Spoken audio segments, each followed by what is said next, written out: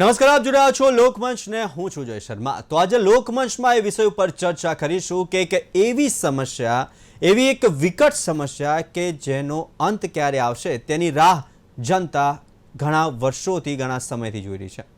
કેમ કે રોડ અને રસ્તા જેને લઈને ઘણી બધી વાર વિરોધ જોવા મળ્યો, ઘણી બધી વાર વિપક્ષ દ્વારા આક્રોશ જોવા મળ્યો અને જન આક્રોશ પણ જોવા મળ્યો, પરંતુ રોડ રસ્તા બને છે, તૂટે છે, બને છે, તૂટે છે। આ એક રોજિંદી પ્રક્રિયા થઈ ગઈ છે, પરંતુ ક્યારે વ્યવસ્થિત રોડ રસ્તા બનશે અને ક્યારે જનતાના પૈસે જે આ કહેવાય ને કે વિકાસ થઈ રહ્યો છે તે ખાડા વગરનો વિકાસ થશે? કેમ કે અત્યારે અમદાવાદની અંદર તમે જાઓ તો એક ચાર રસ્તા છોડીને બીજા ચાર રસ્તે કામ થઈ રહ્યું છે, વિકાસનું કામ થઈ રહ્યું છે। આપણે ચોક્કસથી સરાહના કરવી જોઈએ, પરંતુ ત્યાં પચશે ક્યારે એક મોટો સવાલ થઈ રહ્યો છે। અને કદાચ રોડ બની પણ જાય છે તો કદાચ ત્યાં ટેલિફોનની લાઈન રહી જાય છે, કદાચ પાઇપલાઇનની લાઈન રહી જાય છે, કદાચ ડ્રેનેજની લાઈન રહી જાય છે, ત્યારે બનેલો રોડ તૂટે છે।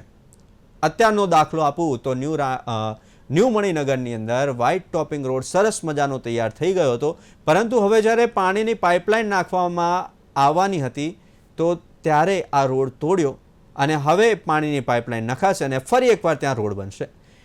જવાબદારી કોની તે એક મોટો સવાલ થઈ રહ્યો છે। ત્યારે ગુજરાત પ્રદેશ પ્રમુખ એવું કહે છે કે રોડ એવો બનાવો કે 10 વર્ષ સુધી તેમાં ત્રિકમ ના મારવું પડે અને રોડ બનાવતા પહેલાં તમામે તમામ જે લાઈનો હોય કે પછી એ ટેલિફોનની હોય, રોડ પાણીની હોય, ડ્રેનેજની હોય કે કોઈ બી અન્ય હોય તે પૂર્ણ કરી દો। અને આવું કહેવાના થોડા દિવસોની અંદર આ મણિનગર ખાતે આ ઘટના બની છે। ક્યારે મળશે જનતાને રાહત રોડ રસ્તાથી અને સારામાં સારા રોડ રસ્તા ખાડા વગરના, તે વિશે ચર્ચા કરીશું લોકમંચમાં। અને આ લોકમંચમાં ચર્ચા કરવા માટે આપણી સાથે ગેસ્ટ પેનલમાં જોડાયા છે નિલેશ સોલંકી, નેતા ભાજપ, યોગેશ ચુડગર, રાજકીય વિશ્લેષક, અને સંજય બારોટ, નેતા કોંગ્રેસ। સંજયભાઈ, યોગેશભાઈ અને નિલેશભાઈ, આપનું સ્વાગત છે લોકમંચમાં।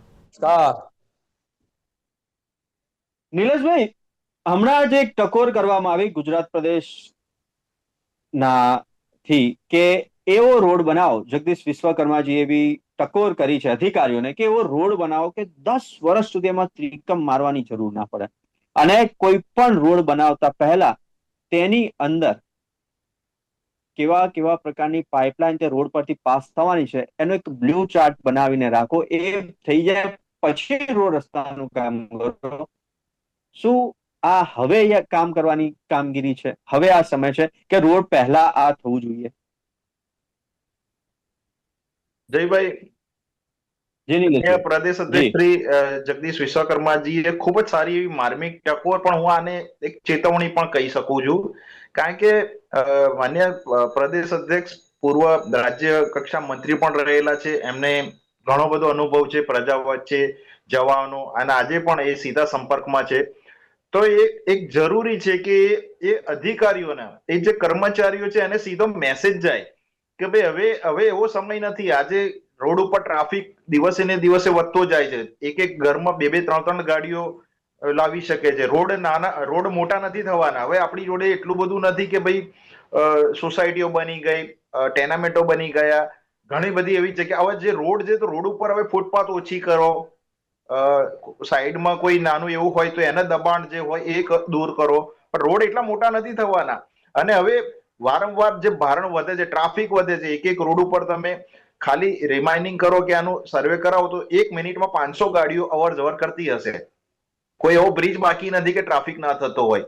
તો આ એક જરૂરી હતું કે પ્રજા જ્યારે ઘરેથી નીકળે તો કોઈ રોડ ખાડા ખડિયામાં ના પડે, કોઈ જાતના કોઈ એમને, કારણ કે આ તમારા મારા પ્રજાના પૈસા છે, ટેક્સના પૈસા છે, કે મુખ્યમંત્રી શ્રી તો તંત્રને, કોર્પોરેશનને બજેટ આપે જ છે, કોર્પોરેશન બજેટ આપી દે છે, મેયર શ્રીઓ આજ નિલેશભાઈ, આપને અટકાવવા માંગુ છું, પણ હું અમદાવાદમાં બી ફરું છું ને ગાંધીનગરમાં બી ફરું છું, પણ ગાંધીનગરમાં એક પણ ખાડો જોવા નથી મળતો। એટલા જ માટે કે માન્ય અધ્યક્ષજીએ જે ટકોર કરી છે કે ભાઈ તમે રોડ બનાવો છો તો રોડની નીચે ડ્રેનેજની લાઈન છે, પાણીના પીવાની લાઈન છે, કોઈ ટોરેન્ટ પાવરની લાઈન જાય છે, એસી ની લાઈન જાય છે કે ગેસ લાઈન જાય છે, આ એન્જિનિયરને એના જે પ્લાનિંગમાં ખબર પડવી જોઈએ. આજે રોડ બનાવી દીધો, હવે રોડ બનાવવા માટે બજેટ તો આવી ગયું, બધું એના જે પેરામીટર્સમાં એની ગ્રાન્ટ આવી ગઈ, એનું જે કહેવાય કે ટેન્ડરિંગ થઈ ગયું, પણ પછી રોડ બનાવ્યા પછી એમ થાય કે ભાઈ આ પાઇપ રહી ગઈ. માનીએ ચલો કે ભાઈ આ 50 વર્ષ 60 વર્ષ જૂની પાઇપ હોય, પણ એનું પણ એક અંદાજો હોય કે ભાઈ આ પાઇપ છે 2 વર્ષ 3 વર્ષમાં આ પાઇપ ખરાબ થવાની છે. તે પાઇપ બદલવા માટે ફરી રોડ ખોદવાનો, ફરીથી એ રોડને ખોલવાની અને પ્રક્રિયા, તો આમાં જનતા પરેશાન થાય છે. અને મુખ્યમંત્રી શ્રી આ વખતે વરસાદ પણ અવિરત છે કે જાન્યુઆરી થી આપણે ડિસેમ્બર સુધી નીલેશભાઈ તમે માનો છો કે મુખ્યમંત્રીશ્રીએ કીધું હતું કે ચોમાસા પછી જે રોડ રસ્તા છે તેને ત્વરિત કામગીરી ચાલુ પણ કરવામાં આવી હતી અને ચાલુ પણ થઈ હતી, આપણે પણ માને છે, પરંતુ તે સમય થતા એ ક્યાંક અટકી ગઈ હતી. સંજયભાઈ, રોડ રસ્તાનો આ પ્રશ્ન છેલ્લા ઘણા વર્ષોથી આપણે જોઈ રહ્યા છીએ. ગાંધીનગરની અંદર રોડ રસ્તા એકદમ સરસ છે, એરપોર્ટ થી ગાંધીનગર જાઓ તમને ખબર પણ ના પડે, પરંતુ અમદાવાદની અંદર એવા રોડ રસ્તા છે જે બનીને તૈયાર છે, કદાચ ફરી એકવાર તોડવા પડે છે અને ફરી એકવાર બનાવવા પડે છે. એટલે કે પ્રજાને કેવો સમય વેડફાય છે અને એમને, કેમ કે રોડ બનતા વાર લાગે, રોડ બની ગયા પછી તેને સુકાતા વાર લાગે, વ્હાઇટ ટોપિંગ રોડ, પછી પાછો એના પછી તરત જ એ 1 વર્ષે ફરી એકવાર એ રોડ તૂટે. આવા ઘણા બધા કિસ્સાઓ છે. આપનું શું માનવું છે કે રોડ રસ્તાઓમાંથી સામાન્ય જનતાને પરેશાનીમાંથી હલ મળશે ખરો કે નહીં? બિલકુલ નહીં. માત્ર ભારતીય જનતા પાર્ટીને એક સત્તાનો નશો ચડ્યો છે. એનું કારણ 31 વર્ષથી એમની જોડે કોર્પોરેશન, એમની વિધાનસભા, એમની અને કેન્દ્રમાં એવા તો 10 વર્ષથી બેઠા છે. અને મારા મુરબ્બી, મારા પરમ મિત્ર છે ભાઈ નિલેશભાઈ, એમને તો બોલવું પડે, બિચારા કમલમતી જે સ્લીપ આપે બોલવું પડે, વખાણ કરવા પડે. એમના ગુજરાત અધ્યક્ષ કીધું કે સારા રોડ રસ્તા બનાવો. ભાઈ આજે 30 વર્ષે તમને ખબર પડી? 30 વર્ષથી તમારી કોર્પોરેશન નથી, વિધાનસભા તમારી નથી. આજે આવી સુખિયાની વાતો કરો. માત્ર એમના મારતિયાના કોન્ટ્રાક્ટો આપવાના, ભ્રષ્ટાચાર કરો. હું આજનો જ દાખલો લઉં. હવે આપણે એક મહત્વનો મુદ્દો બની કીધું, વ્હાઇટ ટોપિક મણિનગર, આખા રોડ બની જાય છે, ત્યાં સુધી આ લોકો ગટર લાઈન, પાણી લાઈન, કોઈ જાતની વ્યવસ્થા નહીં કરી. કુલ 52 મંગળદારની સરકાર તાત્કાલિક એમના માનીતા મળતિયાના કોન્ટ્રાક્ટ જે રેશિયો ચાલે છે ભ્રષ્ટાચારનો, એ એમના કોન્ટ્રાક્ટરને જ આપવાનું, એના સિવાય કોઈ નહીં. એક પણ કોન્ટ્રાક્ટર ઉપર એક્શન લેવામાં આવતા નથી. એના કારણે મારી જનતા અવળત, તમે જોયું હતું નિકોલની અંદર, આખા નિકોલ પૂર્વના પટ્ટાની અંદર નિકોલ જો, મારું ઇન્ડિયા કોની જો, આજે ઇન્ડિયા કોની સુખિયાની વાતો કરતા આવો. કાલ સવારે મારા ગુજરાત ભારતીય જનતા પાર્ટીના અધ્યક્ષ મુરબ્બી ભાઈ જગદીશ વિશ્વકર્મા સાહેબને હું કહું, આવો ચેલેન્જ છે મારું, ઇન્ડિયા કોલોની અંદર આરસીસી રોડ માન્ય જનરલ બજેટ અને ધારાસભ્યના બજેટમાંથી સારા રોડ રસ્તા નથી. ઠક્કરનગરમાં કાલે માન્ય ધારાસભ્યનો ઉરિયો બોલ્યો છે, કોર્પોરેટ દેખાતા નથી. આજે ઇન્ડિયા કોલોની અંદર હું છેલ્લા 15 દાડાથી ઝઘડી રહ્યો છું સાહેબ. આરસીસી રોડ વિદ્યાનગર સ્કૂલ જોડે, ઇંગરાજ માતાની વાડી રોડ, ત્યારે ભગવતી સ્કૂલ પર જે તે રોડ ખોદી નાખે છે, આરસીસી બનાવ નથી, ગટર વ્યવસ્થા કરતા નથી, પાણીની વ્યવસ્થા કરતા નથી, ટેલિફોન વાયરો કે નથી, એ લોકો જે જીવીના જે વાયરો હોય એની કોઈ વ્યવસ્થા નથી કરતા. તાત્કાલિક બુલડોઝર ફેરવો, તોડી નાખો, રાતોરાત આરસીસી ફેરવી નાખો. આનું કારણ આજનો દાખલો, આ કોન્ટ્રાક્ટરના પાપે કાલે પબ્લિકે ઇન્ડિયા કોલી બહુ વાપો કર્યો, જેથી કરીને ઇન્ડિયા કોલીના કોર્પોરેટ અધિકારીથી એસી દિલાવરભાઈને તાત્કાલિક બદલી કરવી પડી. આ શા લોકોના અધિકારીઓ કોન્ટ્રાક્ટરોને સાચવવા માટે સાહેબ, એમના કોન્ટ્રાક્ટરોના કારણે ખરેખર રોડ તોડા, આરસીસી રોડ જે રોડ હોય, ગટર રોડ લાઈટ હતી અને રોડ આરસીસી કરે, કોન્ટ્રાક્ટરની જવાબદારી આવે છે. ગટર પાણી હોય તોડી નાખેલું કલેક્ટર એ કોન્ટ્રાક્ટરના અંડરમાં. સાહેબ આજે તમે જો, ચેલેન્જથી કહું છું મારા પરમ મિત્રશ્રીને, કાંઈ તમે ચેક કરાવો, રોડ તાત્કાલિક બંધ કરાવો. જ્યાં સુધી ગટર રોડ લાઈટ જ્યાં સુધી ના થાય ત્યાં સુધી આરસીસી ના થવો જોઈએ. અને આરસીસી રોડ બને તો 10 વર્ષ સુધી રોડ ના તૂટે એવું ટેન્ડરમાં લખ્યું છે. આ કારણે એમના ભ્રષ્ટાચારોના કારણે આ બનાવ બની રહ્યા છે. યોગેશભાઈ, આ મુદ્દે તો આપણે ઘણી બધી વાર ચર્ચા કરી છે. રોડ રસ્તાના સમારકામ કરવામાં આવે છે તો કદાચ પેચવર્ક કરી દેવામાં આવે છે, અને પેચવર્ક પણ એવું હોય છે કે 10-15 દિવસ પછી ફરી એ પેચ ક્યાં માર્યો હતો એ શોધવું પડે છે. છેલ્લા ઘણા સમયથી રોડ રસ્તાઓ અને સાથે જ માત્ર ને માત્ર રોડ રસ્તાઓની કામગીરી નહીં, પણ જ્યારે આ રોડ રસ્તાઓની કામગીરી થાય છે, બ્રિજની કામગીરી થાય છે ને, ત્યારે ત્યાં મોટા પાયે કન્સ્ટ્રક્શનની જે ધૂળ છે, જે રોડ રસ્તા બનાવતી વખતે જે ધૂળ ઉડે છે, તેનાથી પણ સ્થાનિકોને ખૂબ પરેશાન થાય છે. તમે સવારે નિકોલ થી માંડીને સિલજ રોડ ઉપર તમે સવારે નીકળો, બપોરે નીકળો કે સાંજે નીકળો, જો તમે ઘરેથી વ્હાઇટ શર્ટ પહેરીને નીકળ્યા હોય તો બપોર સુધીમાં તો એ ગ્રે કલરનો થઈ જાય છે. આટલી બધી ધૂળો પણ ઉડે છે.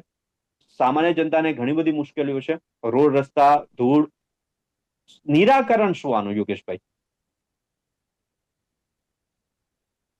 આ પ્રશ્ન ઉપર આપણે ઘણીવાર ચર્ચા કરી અને મને લાગે છે કે આપણે જે કંઈ બોલીએ છીએ અથવા ચર્ચા કરીએ છીએ એની ક્યાંય અસર પડતી નથી અને કેટલા વર્ષોથી આ બધી વાત ચાલે છે.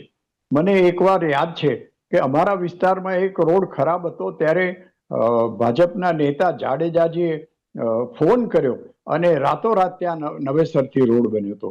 એટલે આ રોડ રસ્તા જે બને છે એ શા માટે એવા બને છે કે જલ્દી તૂટી જાય? ભાઈ, નિલેશભાઈએ વાત કરી બરોબર છે કે એમાં પાણીની લાઈન, ગટરની લાઈન, ઇલેક્ટ્રિકની લાઈન નાખવી પડે, પણ એ બધું અગાઉથી પ્લાનિંગ થવું જોઈએ. હવે મારે એ કહેવું છે કે હવે વ્હાઇટ ટોપિંગ એટલે આરસીસીના રસ્તા બનાવવાનું આપણે શરૂ કર્યું છે. તો મેં તો એક સિવિલ કોન્ટ્રાક્ટર તરીકે કામ કરેલું છે અને હું છાતી ઠોકીને કહી શકું કે મેં જે રોડ એક પ્રાઇવેટ ઇન્સ્ટિટ્યૂટમાં બનાવ્યો તો આજે 15 વર્ષે પણ એમાં ક્યાંય તિરાડ દેખાતી નથી અથવા ક્યાંય ખાડા પડ્યા નથી. કારણ કે એના માટેનું એક સ્ટાન્ડર્ડ નક્કી કરવામાં આવે છે કે સિમેન્ટ કોન્ક્રીટનું પ્રમાણ જે છે એ જાળવવું જોઈએ. એમાં જે કંઈ લોખંડ, સ્ટીલ નાખવાનું હોય, બાઇન્ડિંગ નાખવાનું હોય એ પ્રોપર નખાવવું જોઈએ. અને એમ કરવામાં આવે તો આ કોઈ રોકેટ સાયન્સ નથી. આ એક સામાન્ય માણસો કરી શકે, સામાન્ય કોન્ટ્રાક્ટર કરી શકે એવું કામ છે. પણ જ્યાં કોન્ટ્રાક્ટર જ અધિકારીઓ સાથે અથવા તો બીજા સાથે મળી ગયેલા હોય અને પૂરતા પ્રમાણમાં એનું મિક્સર ના કરવામાં આવે, સિમેન્ટ કેટલો, રેતી કેટલી, કોન્ક્રીટ કેટલો, એનો એક સ્ટાન્ડર્ડ હોય છે.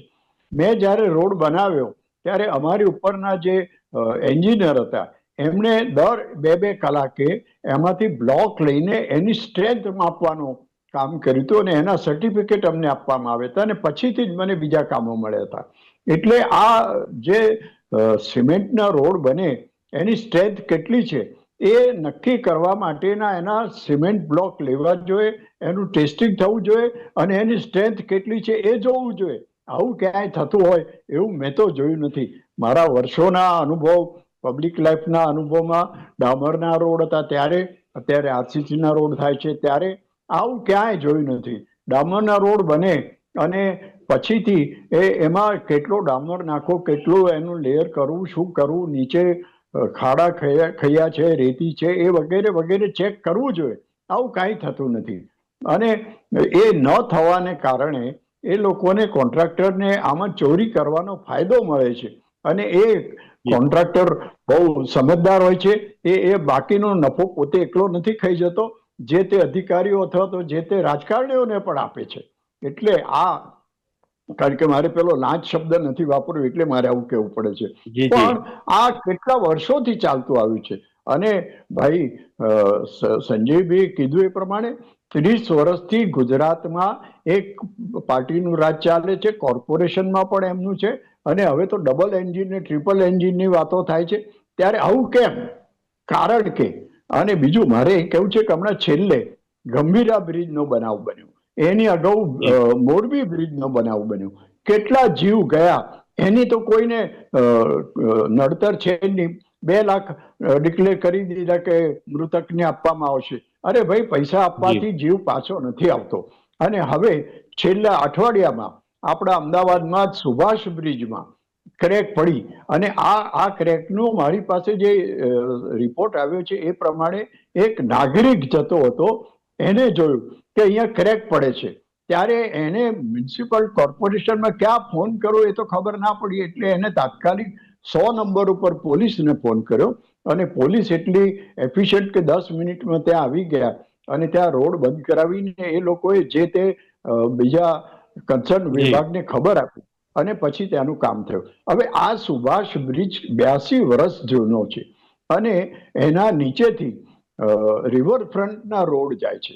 તો મારે એમ કેવું છે આ રોડ ઉપરથી મ્યુનિસિપલ કોર્પોરેશનના અધિકારીઓ, એન્જિનિયરો, મને ખબર છે કે કોર્પોરેશનના એન્જિનિયરોને લાખો રૂપિયાનો પગાર મળે છે, સરસ મજાની ગાડી, એસી ચેમ્બર, તો આમાંથી બહાર આવીને રોડ ઉપર જતા નહીં હોય, એ એમને ઘેર ઉડીને જતા હશે, એમને નહીં દેખાતું હોય કે અહીંયા ક્રેક પડે છે.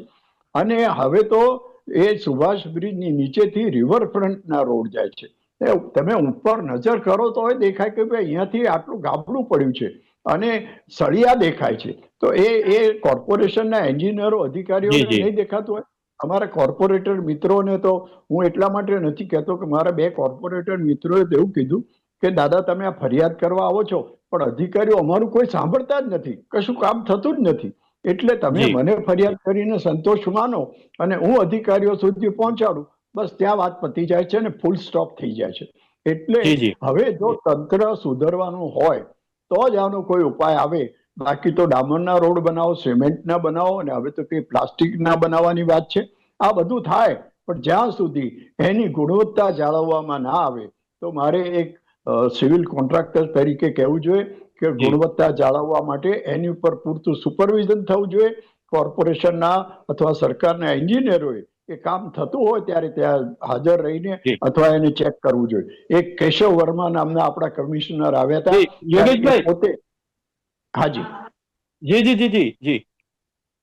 એટલે કેશવ વર્મા પોતે જાતે એનું નિરીક્ષણ કરતા હતા અને એ બધા રોડ ખૂબ સારા બન્યા હતા. આવા કોઈ દાખલા હવે તો જોવા મળતા નથી. છેલ્લા 30 વર્ષમાં તો ક્યાં દેખાયા નથી. એટલે હવે જો સુધારવું હોય તો એના માટે આ સુપરવિઝન બરોબર થવું જોઈએ.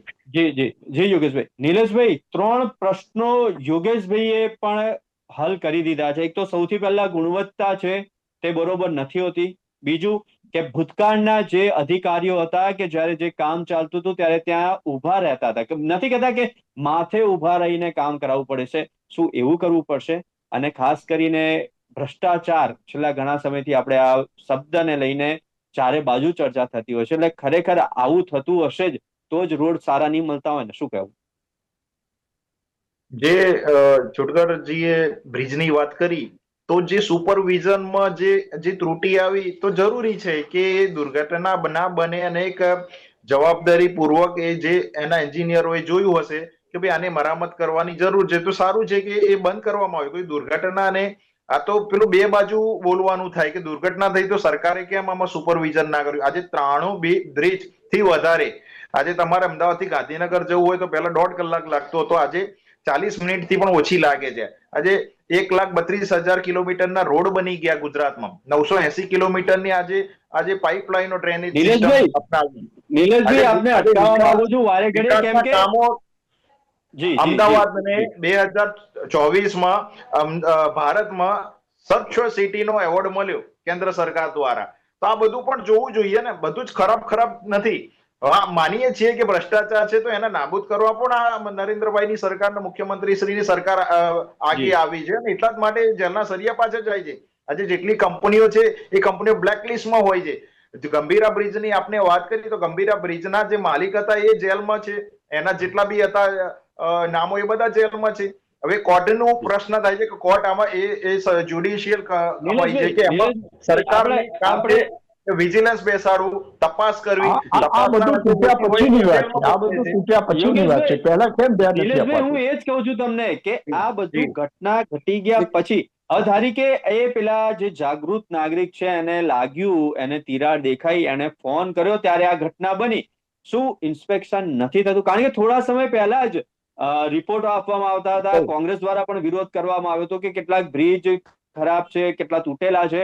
તો શું ત્યારે ઇન્સ્પેક્શન નતું થયું? ના જયભાઈ મારી જોડે હવે કોઈ માહિતી નથી કે કોઈ વ્યક્તિએ જોયું કે ના જોયું.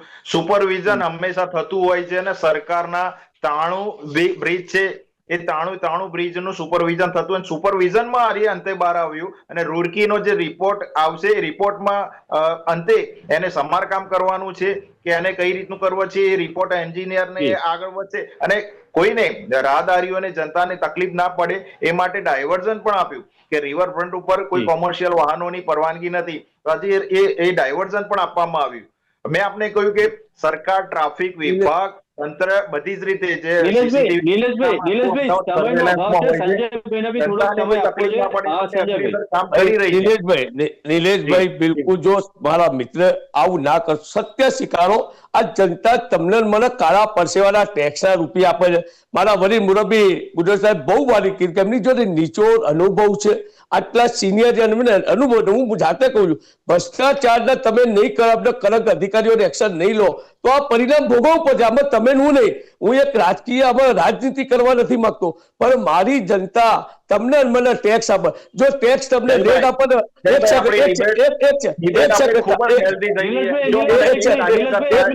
એક સેકન્ડ બોલી લો.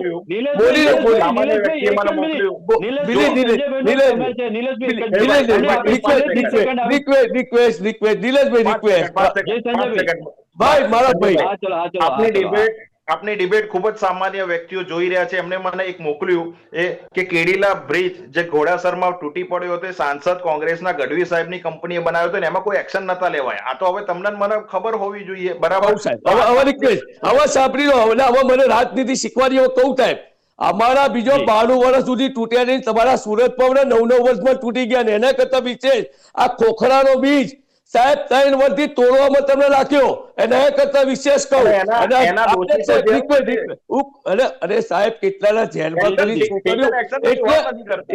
એટલે મોદી સાહેબ ને વારંવાર રોષ કરવું પડે. તમારા ભ્રષ્ટાચારની દાખલો આલું, તમારા લાલિયાવાડી ચાલે છે. એક સેકન્ડ સાહેબ,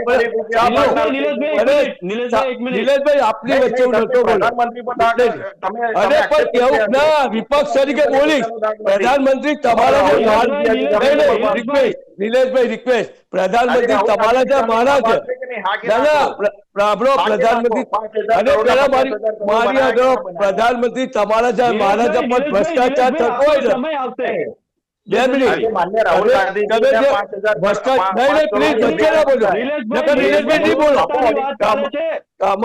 તમારા ભ્રષ્ટાચારના પાપે પ્રજા હેરાન થાય છે.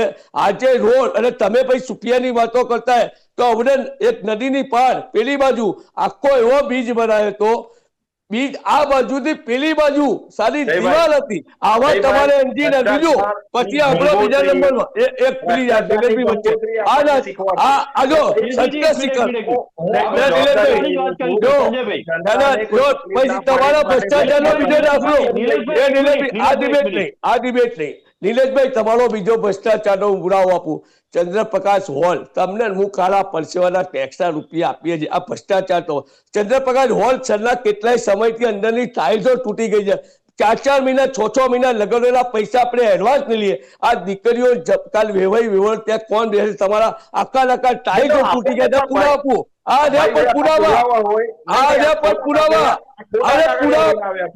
મારી પર એલિગેશન કરો, મારી પર એલિગેશન કરો. આ પુરાવા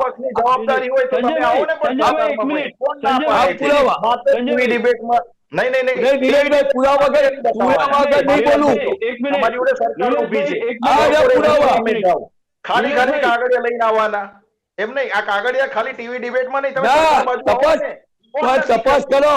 ચંદ્રપ્રકાશ હોલની અંદર તમારી ટાઇલ્સો ના તૂટી. સાંભળો, ચંદ્રપ્રકાશ હોલની તમામ ટાઇલો ના તૂટ્યો તો મને બતાવો. તમે તપાસ કરાવો ને.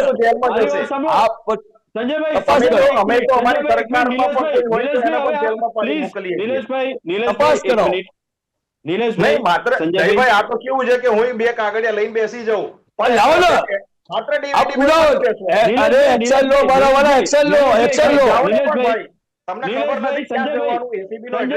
સંજયભાઈ એક મિનિટ. સંજયભાઈ નિલેશભાઈ આપણે હેલ્ધી ચર્ચા કરવાની હતી, પરંતુ માત્ર મારા કાગળિયા જોવા નથી, જનતા જોવે છે. આપણે કાગળિયા નહીં, હું તમને સ્પષ્ટપણે કહું છું કે રોડ રસ્તા ખરાબ તો છે, જન આક્રોશ પણ જોવા મળી રહ્યો છે.